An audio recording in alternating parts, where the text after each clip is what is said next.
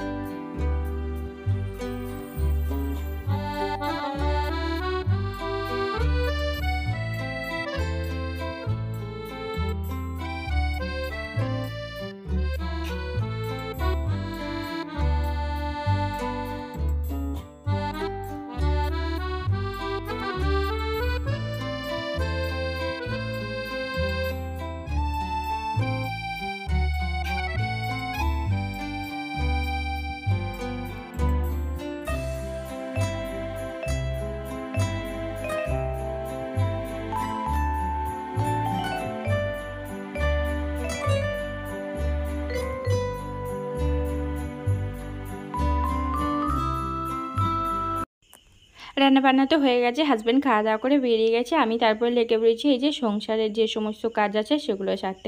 আর এই যে ঘরের অবস্থা তো একবারে খারাপ। কোথাও যদি অনুষ্ঠান বাড়ি গিয়েছি তাহলে আমার ঘর দেখার আছে। আর সব জামা কাপড় একদম কি বলবো, চারিদিক ময় একাকার, সাজগোজ কি অবস্থায় যে না হয়।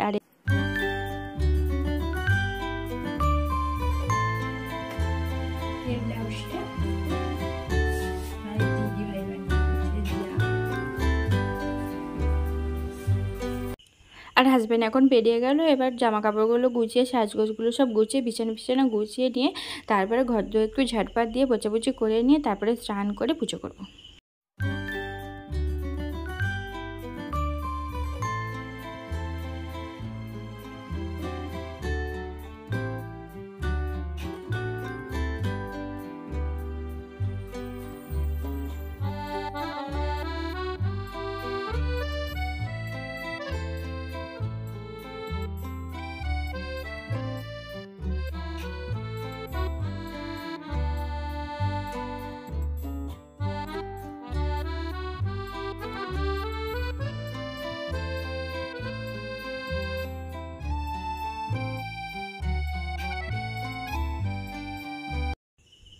আর এই যে এই রুমালটা আপনাদের দেখাচ্ছি, এটা আমাকে বিয়ের পর বরমশাই প্রথম কিনে দিয়েছিল, লাভ লেখা রুমালটা।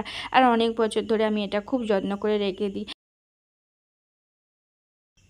জামা কাপড়গুলো গুছিয়ে রেখে দিলাম, যেগুলো বিয়েবাড়ি পরে গিয়েছিলাম তোলা জামা কাপড়, সেগুলো পরে আলমারির মধ্যে ভরে দেবো। আর সাজগোজও গুছিয়ে রেখে দিয়েছি। আর বিছানাটা এখন একটু ঝাড়াঝুড়ি করে নিয়েছি। তারপর অনেক কিছু জামা কাপড় মাখা আছে, সেগুলো কাচাকুচি করবো, তারপরে স্নান করবো।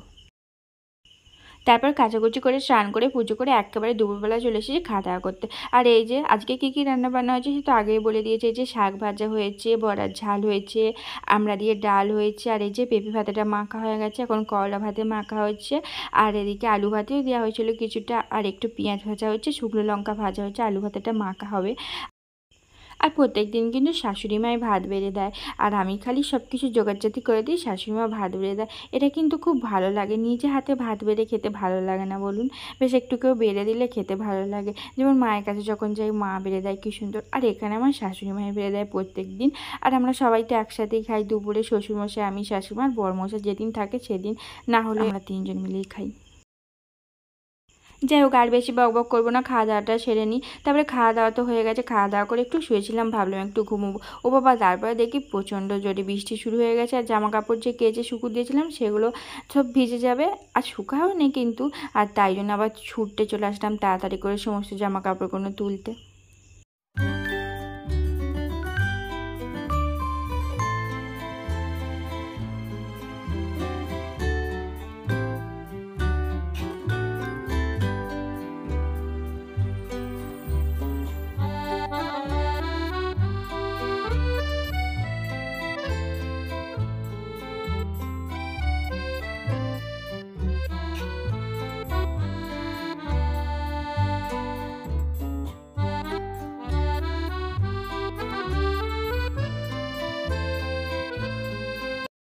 আর জামা কাপড় তুলতে তুলতে আমি তো অর্ধেক ভিজে গেলাম। তারপরে এই ভিজে জামা কাপড়গুলো নিয়ে কি করবো, এই যে ওপর ঘরে দড়ি কাটানো আছে সেখানেই সমস্ত কিছু চালিয়ে দিলাম, থাক এখন সারা দিন রাত পরে পরে এখানেই শুকো, আর তুলবো না, রোদ্দুর বেরোলেও তুলবো না। কি মনে হয় যখনই রোদ্দুর হয় মনে হয় যে ভিজেগুলো আবার একবার নাড়াচাড়া করে দিয়ে আসি, কিন্তু না, এসব বেকার, আবার বৃষ্টি এসে যাবে, আবার ছুটি করতে হবে।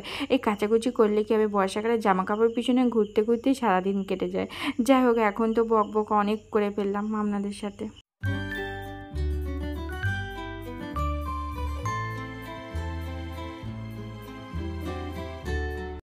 আর এই যে সারা বিকেল তো বৃষ্টির জন্য বাইরে বেরোতেই পারিনি, সারা বিকাল ঘরের মধ্যে শুয়ে গড়িয়ে কাটিয়ে দিয়েছি। আর এখন সন্ধে হয়ে গেল, সন্ধে দেওয়া হয়ে গেছে, হাজব্যান্ডও এসে গেল, বৃষ্টি পড়ছে, এই যে হাজব্যান্ড রেনকোট পরে চলে এসেছে ডাকাতের মতন। আর আজকে আসার সময় একটু এগরোল নিয়ে এসেছিলো, বেশ বৃষ্টির মধ্যে সব খেতে ভালোই লাগে, মন্দ হয় না। তারপরে দুজনে বসে বসে এগরোল খেয়ে নিলাম। আপনারা অবশ্য ভাববেন যে এটা দুজনে খাচ্ছে কেন রে বাবা, আরও তো বাড়িতে লোক থাকে, তারা কেন খাচ্ছে না।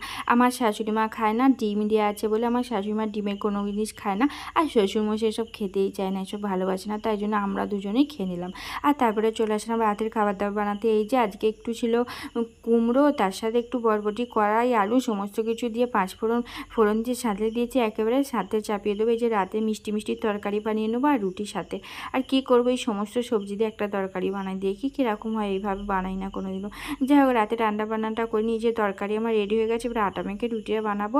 আর আজ তাহলে আপনাদের সাথে আর কিছু শেয়ার করলাম না, আজকের মতন তাহলে টাটা।